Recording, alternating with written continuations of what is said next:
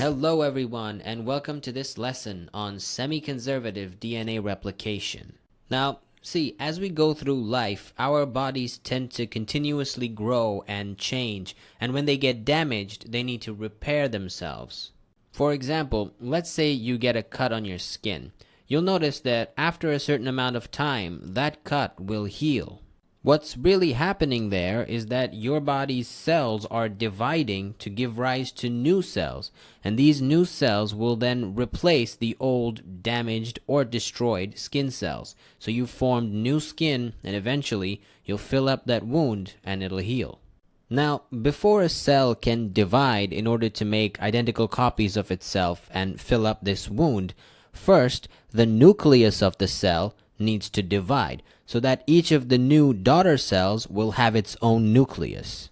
Remember, the nucleus has the chromosomes, which are made of the DNA. So before the nucleus can divide, first the DNA needs to divide. It's important that before the nucleus divides, the DNA must make exact copies of itself, so that each nucleus has the exact same DNA within it. So, in order for cell division to occur, first, we need to replicate the DNA. Now, since the nuclear division happens during the M phase of the cell cycle, the DNA needs to replicate before that, so during interphase. Specifically, the DNA replicates during the S phase of interphase. S phase is short for synthesis phase. So you can think of it like new DNA will be synthesized in this S phase. This happens through semi-conservative replication, which is the term used for the way DNA replicates itself. As the name suggests, the new DNA molecules will still have one strand from the original DNA molecule. So some of the original DNA is conserved in the new copies. The second strand, though, will be a newly synthesized strand. So, after replication is complete, the two molecules of DNA that you now have each contain one old strand and one new strand. So, the one strand from the original DNA and one newly synthesized strand. Now, initially, when scientists realized that in order for nuclear division to occur, the DNA needs to replicate itself, there were three different ideas for how this would happen. These were that it could be conservative replication, it could be semi-conservative replication, or it could be dispersive replication. The idea of conservative replication was that the original DNA molecule would stay intact, and an entirely new copy of DNA would be made from that original molecule. So the original DNA is conserved and a new copy is replicated from that DNA. Semi-conservative DNA replication is what we just talked about. So each of the copies of DNA will have one strand from the original molecule and one newly synthesized strand. So half of the original molecule will be conserved in each of the replicated copies. Dispersive replication would be where each of the copies have certain fragments from the original DNA, but they are dispersed between the newly synthesized fragments of DNA. So each of the replicated copies would end up having interspersed fragments of old DNA and newly synthesized DNA. Today, we know that the actual way that DNA replicates itself is by semi-conservative replication. Once a cell receives a signal that it's going to need to divide, it starts preparation for DNA replication, which will include things like growth and protein synthesis. These are things that will happen during the G1 stage of interphase, and once this is complete, the cell will move on to the S phase. It is in the S phase of interphase that the semi-conservative replication of DNA takes place. In order for this replication to take place, the DNA, which is a double-stranded molecule in the structure of a double helix, needs to first uncoil, and then the strands need to separate from each other. This unwinding and separation of the two strands is done with the help of an enzyme called DNA helicase. You can remember that DNA helicase will unzip the DNA double helix. So helicase unzips the helix. Once the two strands have been separated, In order to prevent them from simply reforming the double helix structure, small proteins called single-stranded binding proteins are attached to the strands of DNA, and these proteins will stabilize the strands so that they don't just reform the double helix. This way, you can have the two strands separated from each other for enough time to actually undergo DNA replication. Now, once the two strands are separated, each of these strands is going to behave as a template to form a new complementary strand. The order of the nucleotides in these new strands will be determined by the properties of complementary base pairing. You see, each of these template strands now has these exposed bases here. When the new strands are being generated, the nucleotides will be added in a very specific sequence, and that sequence will be determined by this sequence of bases. The bases in the nucleotides of the new strand will have to be complementary in order to pair with the bases in these template strands. This is why the new strand is going to be complementary to the template strand. Now, before these new nucleotides can be added to the new strand, they first need to be activated, and this is done by adding two extra phosphate groups to them. Once the nucleotides are activated, they are now ready to start pairing up with their complementary bases on the template strand. Once these activated nucleotides have lined up next to their complementary counterparts on the template strand, the phosphate group of one of the nucleotides, which remember was on carbon number 5, will link up with the hydroxyl group on carbon number 3 of the next nucleotide. And as they continue to link up and form a chain, this is what creates that sugar phosphate backbone of the new strand. This happens with the help of an enzyme called DNA polymerase. You can remember the function of this enzyme by simply looking at its name. So, for example, we're linking up these monomers to form a polymer, and specifically a polymer of DNA. So, DNA polymerase forms the DNA polymer. When these phosphodiester bonds are formed in order to link one nucleotide to the next, those two extra phosphates that we had previously attached to the nucleotides in order to activate them are now broken off and released back into the nucleus. Now, when the DNA polymerase links one nucleotide with the next, it only adds the nucleotide there if the base on that nucleotide is complementary to the base on the template strand.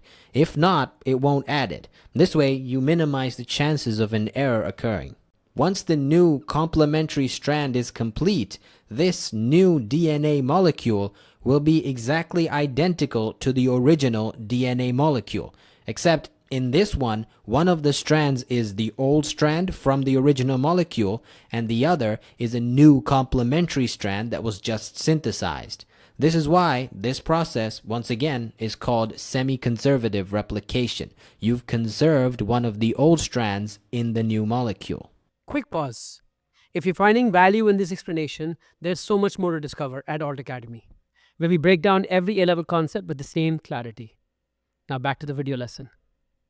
Now, once the sugar phosphate backbone has been completely synthesized for the new strand, the hydrogen bonds between the base pairs form automatically. They don't need any specific help. And so the DNA molecule will automatically take its helical shape and achieve its double helix structure. Alright, now let's look at this process of DNA replication in a little bit more detail. Remember that the two strands in a DNA molecule run anti-parallel to each other.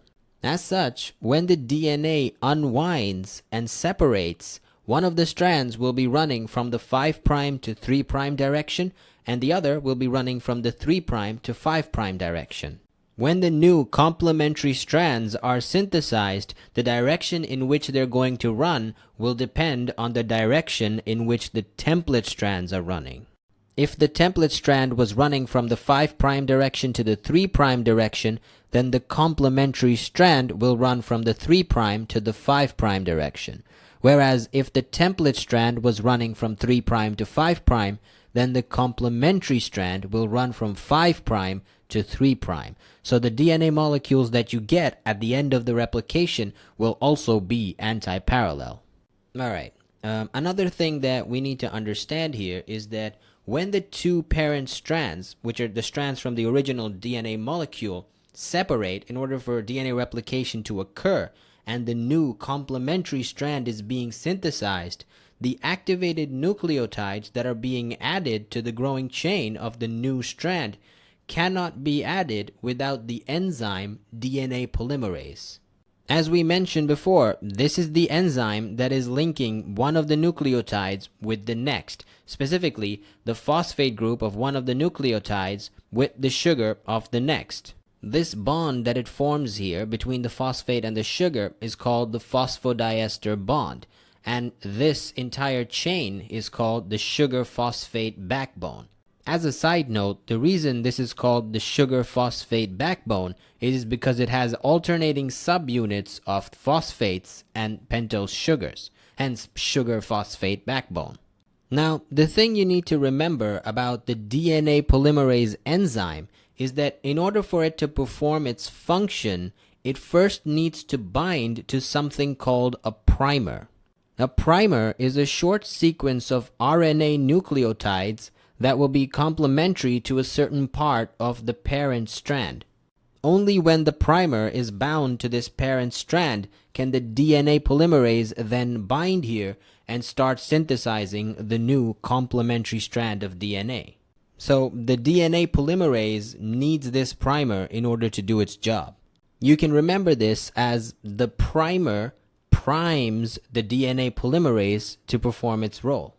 Now, when the two strands of the original DNA molecule are separated and the two new complementary strands are being synthesized, one of these strands will be synthesized in a continuous fashion, while the other will be synthesized as little pieces or in a discontinuous fashion. The strand that is synthesized continuously is called the leading strand, while the strand that is synthesized discontinuously or in little fragments is called the lagging strand. The template for the leading strand runs from the 3' to the 5' direction, while the strand itself runs from 5' to 3'.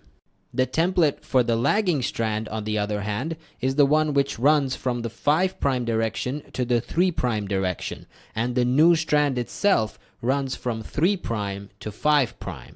Now, when the DNA molecule is being replicated, it doesn't replicate from one end of the molecule through to the other end. You see, DNA is quite a large molecule, and if we did it this way, it would be quite unfeasible. So instead, what happens is that the process of replication takes place in many different parts of the DNA molecule at the same time. With this, what you end up getting is many of these small structures called replication bubbles. These are the different parts of the DNA molecule where DNA helicase has separated the two strands so that replication can occur.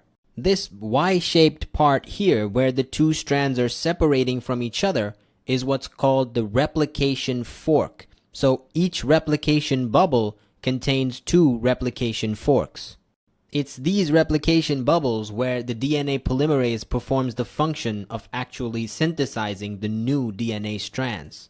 Now, another important thing that you need to know about the DNA polymerase enzyme is that when it reads the template strand, it can only do so starting from the 3' end and moving towards the 5' end. So, if it's reading the template strand from the 3' to the 5' direction, that means that it's going to add nucleotides in the new strand from the 5' to the 3' direction. Another way you can think about this is that the DNA polymerase is only capable of adding new nucleotides to the 3' end of the growing strand. So, the strand will be synthesized from the 5' to 3' direction. Remember, in order for the complementary base pairing to occur, which is necessary for DNA replication, the two strands have to be anti-parallel. So if the template strand is being read from 3' to 5', then the new strand is going to be synthesized from 5' to 3'. This is why when the DNA polymerase is synthesizing the leading strand, it's able to do so in a continuous way.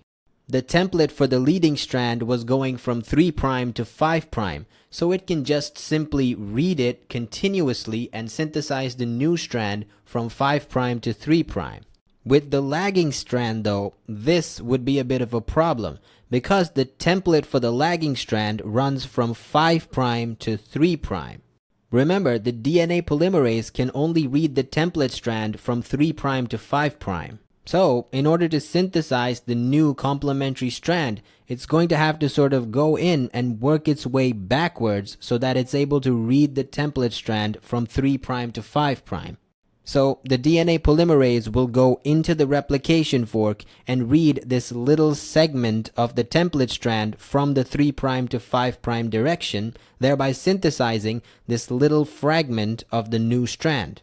Then, as the DNA helicase continues to unwind more and more of the two strands of DNA, it'll go in further into the replication fork and synthesize this next segment, and then the next one, and so on and so forth. This is the reason that the lagging strand is replicated in a discontinuous fashion. Let's look at this again with this more detailed diagram so that we're completely clear on what's going on here. Here you can see the replication fork. This right here is DNA helicase, which is continuing to open the replication fork in this direction. This strand here, going from 3' towards 5', is the template for the leading strand, and this one, which goes from 5' to 3', is the template for the lagging strand.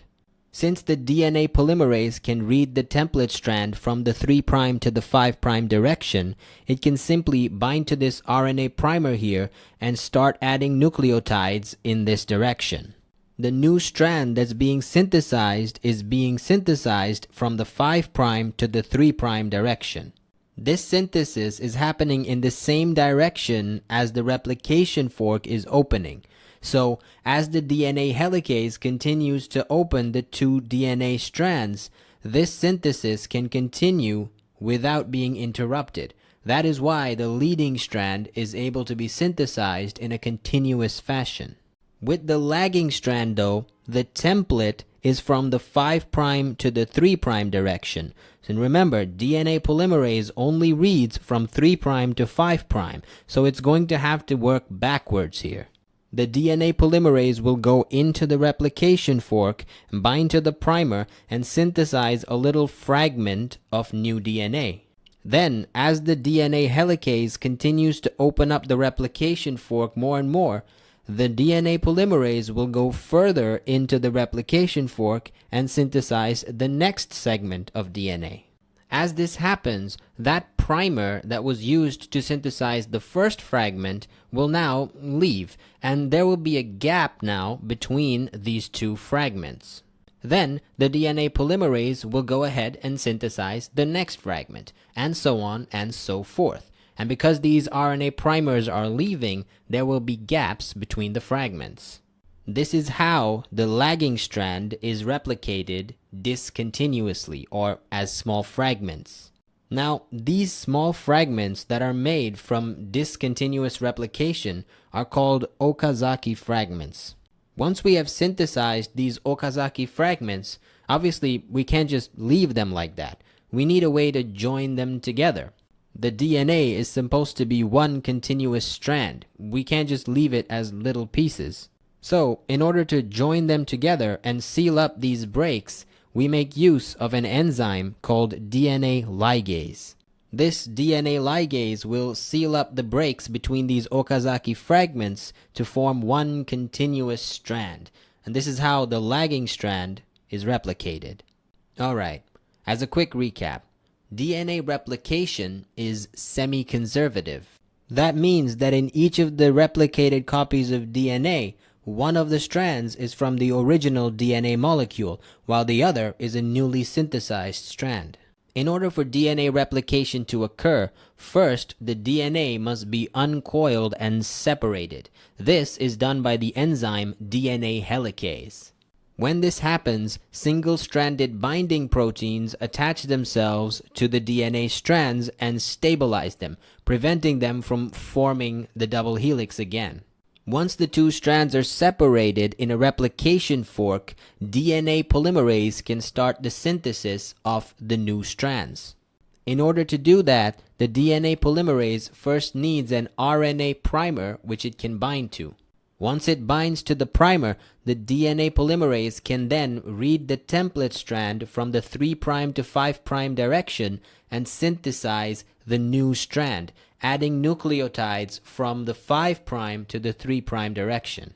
On the template strand that runs from 3' to 5', this can happen continuously because the DNA polymerase can simply read that strand from 3' to 5' in the same direction as the replication fork is opening. This gives rise to the leading strand. On the template strand that runs from 5' to 3', though, the DNA polymerase has to first go inside the replication fork and then work its way backwards in order to read that strand from 3' to 5'. This will result in the synthesis of an Okazaki fragment. Then the DNA polymerase will go further into the replication fork as the DNA helicase continues to open it and create another Okazaki fragment, and so on and so forth. This discontinuous replication is what gives rise to the lagging strand. These Okazaki fragments are then sealed by an enzyme called DNA ligase to form one continuous strand. And that brings us to the end of this lesson. I hope you found it useful, and I'll see you in the next one. Hey there! If you found this A-level biology lesson helpful, why don't you head over to altacademy.org and sign up for our full A-level biology course. In addition to biology, you could sign up for physics, chemistry, math, or 4 other A-level subjects. Thousands of students have already taken the leap. What are you waiting for? See you there.